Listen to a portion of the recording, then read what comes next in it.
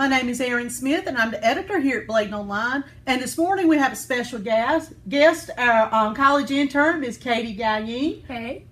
Welcome to our top stories for this week. The top story that we're following this morning is a crash that occurred in Elizabethtown overnight Thursday night.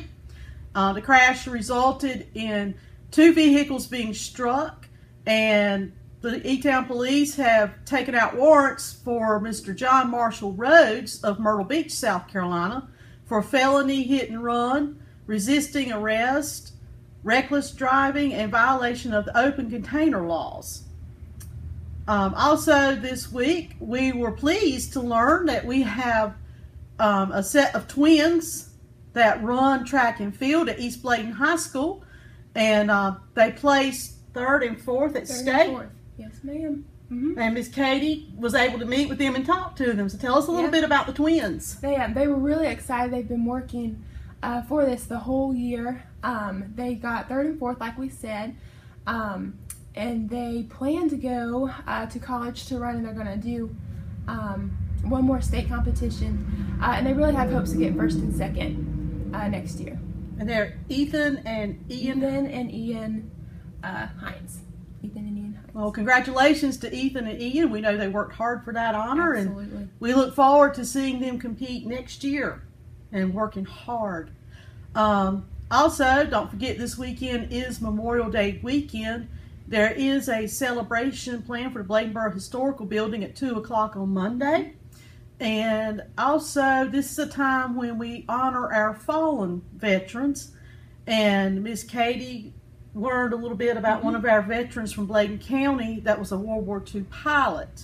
His name was Mr. Robert Mercer. Katie, tell us a little bit about what you learned about Mr. Mercer. Well, he was born here in Bladenboro. He was raised here, went to high school here, and when World War II came about, he knew it was his duty to go and join up with the Air Force. So he went, and he really he did us good. He went and he was on a bombing mission, and it went wrong. They took flak to the undercarriage of their plane, and when he knew that he had to crash land it, he saw it was actually headed towards a small town, a church and a school that was filled with people, and so he ended up being able to direct the plane right behind the church, and he saved probably hundreds of lives while giving his own. Wow, that's a wonderful sacrifice, saving so many. But it's also a very sad sacrifice. Yeah, it was an honor to be able to cover the story. Wonderful. And in Bladen County this week, one-stop voting got underway on Thursday. So far, the one-stop ballots, there's been 30 ballots cast. There's 2 races. One is a nonpartisan race for the North Carolina Supreme Court Associate Justice position. The other race is a Republican race for the Congressional 9th District, the newly redrawn district. It features incumbent Republican Congressman Robert Pittenger, and he'll be facing a challenge from Mr. Todd Johnson and Mr. Mark Harris. If you're a registered Republican voter, you will get to vote in both races. If you're unaffiliated, you can request either the nonpartisan ballot, which is just the Associate Justice race, or you can request the Republican ballot if you're unaffiliated. And if you're registered as Democrat, you vote the nonpartisan ballot for justice.